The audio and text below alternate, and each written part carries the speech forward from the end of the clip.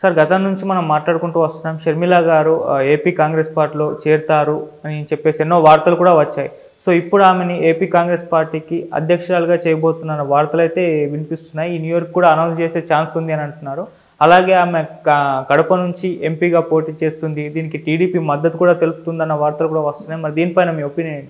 మొన్నటి వరకు మనకు తెలంగాణ రాజకీయాలు చాలా ఇంట్రెస్టింగ్ ఉన్నాయి. ఇప్పుడు ఆంధ్ర రాజకీయాలకి మళ్ళింది. సో ఇది రెండు పరిణామాలు జరిగాయి. ఒకటేమో ప్రశాంత్ కిషోర్ చంద్రబాబుని కలవడం, తర్వాత షర్మిల క్రిస్మస్ గిఫ్ట్ లోకేష్కి పంపించడం, దానికి ఆయన కృతజ్ఞతలు కూడా తెలియజేస్తూ పెట్టడం. నిజానికి లోకేష్ పెట్టకపోతే మనకి పంపించినట్టు తెలిసేది కాదు. ఈమె పంపించినట్టు ఎక్కడా చెప్పలేదు, కానీ లోకేష్ దాన్ని బయట పెట్టాడు. సో ఇది చాలామంది షాక్ అయ్యారు. సడన్గా లోకేష్ తెలుగుదేశానికి బద్ధశత్రువు, వైసీపీకి బద్ధశత్రువు. ఈమె ఒకప్పుడు తెలుగుదేశానికి వ్యతిరేకంగా by by Babu, by by Lokesh అని స్లోగన్స్ ఇస్తూ తిరిగిన వ్యక్తి. అలాంటి ఆమె సడన్గా వైఎస్ఆర్ కుటుంబం తరపున మీకు, మీ కుటుంబానికి క్రిస్మస్ శుభాకాంక్షలు, new year, blessed new year అని పెట్టడం అనేది షాక్కి గురి చేసింది. అయితే దీని నుంచి ఏంటంటే చాలామంది ఈమె తెలుగుదేశంలో చేరబోతుంది, అందుకనే ఇట్లా పెట్టింది అని కూడా ఊహాగానాలు వచ్చాయి. దాన్ని ఈవెన్ తెలుగుదేశం సపోర్ట్ చేసే కొన్ని పత్రికలు కావచ్చు, మీడియా సంస్థలు కావచ్చు, వాళ్ళు కూడా ఈ ఊహాగానాలు చేశారు. ఏమేమన్నా వస్తుందా, వచ్చి కడప నుంచి నిలబెడతారు ఈమెని, ఎందుకంటే అసలు వివేకానంద రెడ్డి హత్యే ఈమె వల్లే జరిగిందనేది కూడా అప్పట్లో వార్తలు వచ్చాయి.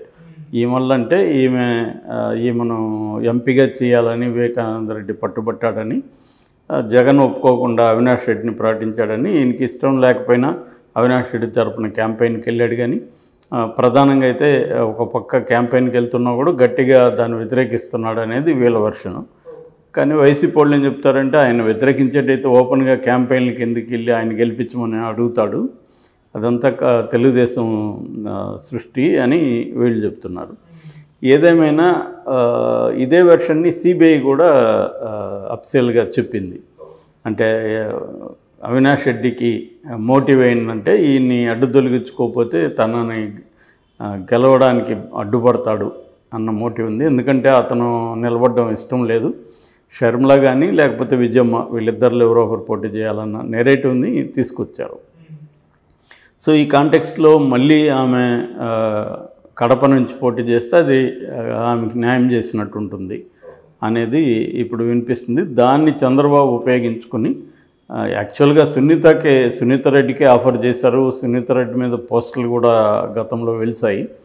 అయితే సునీత రెడ్డి ఇష్టపడట్లేదని చెప్తున్నారు. అందుకని బదులుగా ఈమెకు ఆఫర్ ఇచ్చినట్టుగా చంద్రబాబు చెప్తున్నారు. కడప నుంచి గెలిపించే బాధ్యత నాది, అవినాష్ రెడ్డిని ఖచ్చితంగా ఓడించాలి సార్ అనేది తెలుగుదేశంకి ఉన్న లక్ష్యం.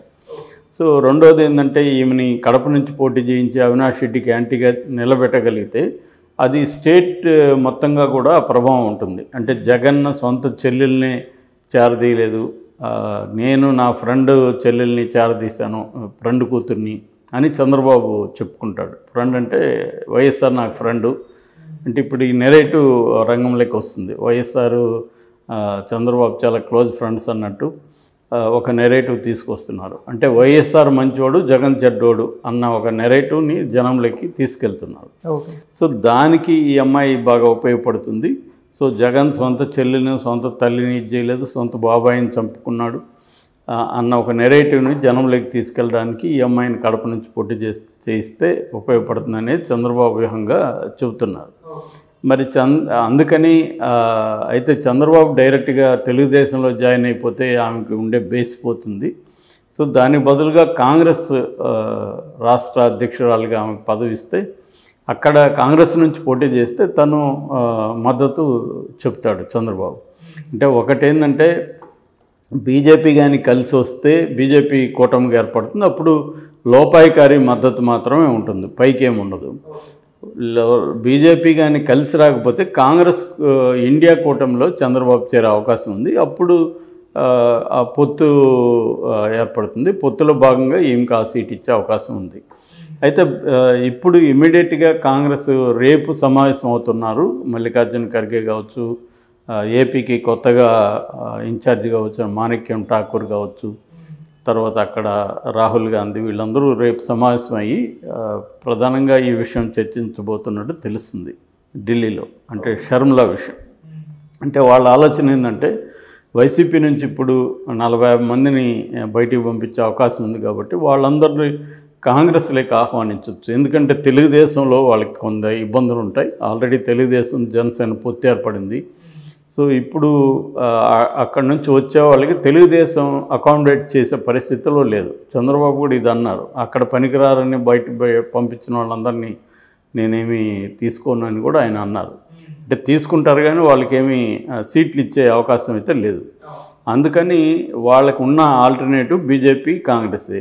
అందువల్ల కాంగ్రెస్ అయితే బెటర్ అనేది వాళ్ళకు ఉన్న అవగాహన. రెండోది ఏముంటే ఇది కూడా వైఎస్ఆర్ కూతురే కాబట్టి, వైఎస్ఆర్ ఫ్యామిలీ కాబట్టి మనం ఇటు వెళ్తే బెటరు అన్న ఇది చాలామంది వైఎస్ఆర్సీపీలో అనుకుంటున్నారు. సో ఆల్రెడీ వాళ్ళందరూ కూడా ఈమె టచ్లకు వెళ్ళారని చెప్తున్నారు. సో అందువల్ల ఇక్కడ ఫెయిల్ అయింది కాబట్టి తెలంగాణలో అక్కడ బెటర్గా ఉంటుంది. ఎందుకంటే తెలంగాణలో ఆమెను ఓన్ చేసుకోలేదు తెలంగాణ ప్రజలు. సో ఆమెను పరాయి వ్యక్తిగా చూశారు. ఎందుకంటే ఆమె తెలంగాణకు వ్యతిరేకంగా సమైక్య ఆంధ్ర ఉద్యమంలో గట్టిగా పాల్గొన్న ఆమె. అటువంటి ఆమె ఇప్పుడు వచ్చి మళ్ళీ నేను తెలంగాణ ప్రజల కోసం చేస్తానంటే నమ్మలేని పరిస్థితి. నీకు మీ అన్నకే ఉన్న ప్రాబ్లం ఉంటే అక్కడ చూసుకోండి అన్న పద్ధతులు ఇక్కడ రియాక్ట్ అయ్యారు. అందుకని ఇక్కడ ఆమె ఎంతో కష్టపడి 1000 కిలోమీటర్లు నడిచి అనేక పోరాటాలు చేసి జైలుకి వెళ్ళి అరెస్ట్ అయ్యి ఇన్ని చేసినా కూడా ఆమెకి రావాల్సినంత మైలేజ్ రాలేదు.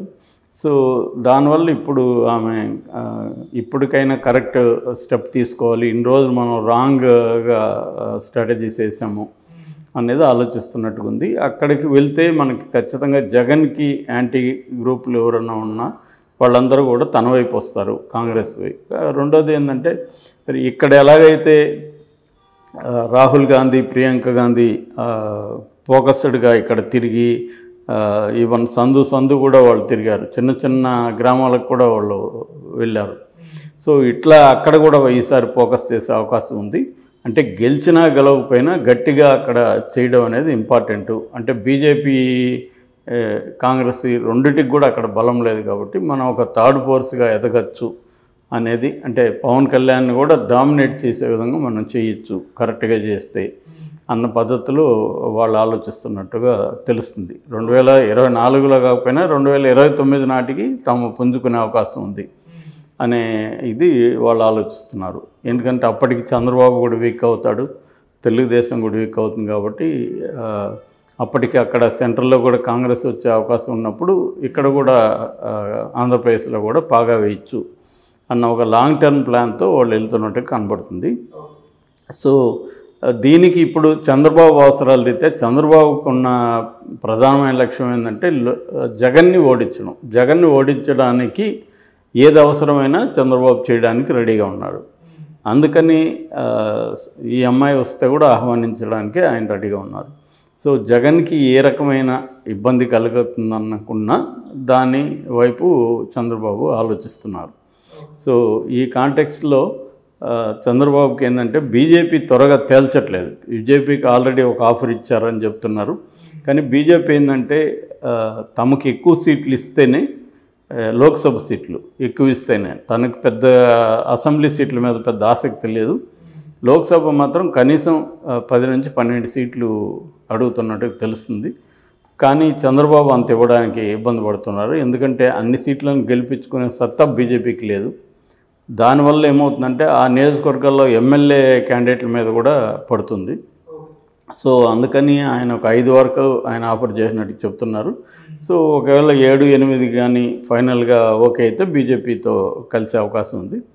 అట్లా లేనప్పుడు ఆయనకున్న ఆల్టర్నేటివ్ ఇండియా కూటమిలో చేరడం. సో అప్పుడు కాంగ్రెస్తో ఆయన మిలాఖత్ అవుతారు. కాంగ్రెస్ కూడా కొద్దిగా ఈ పరిణామాల నేపథ్యంలో కొద్దిగా పుంజుకునే అవకాశం ఉంది.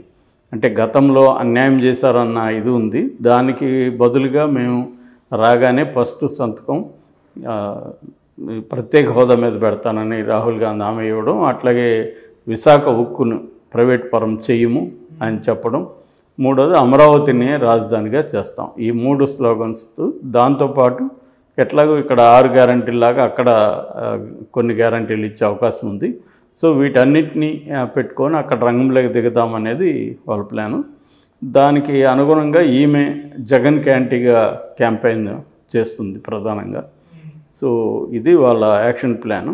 ఇది ఎంతవరకు ఎలా అమలవుతుంది, వాళ్ళు అనుకున్నది జరుగుతుందా లేదా, చంద్రబాబు లక్ష్యం నెరవేరుతుందా లేదా అనేది మనకి కొంతకాలం అయితే కానీ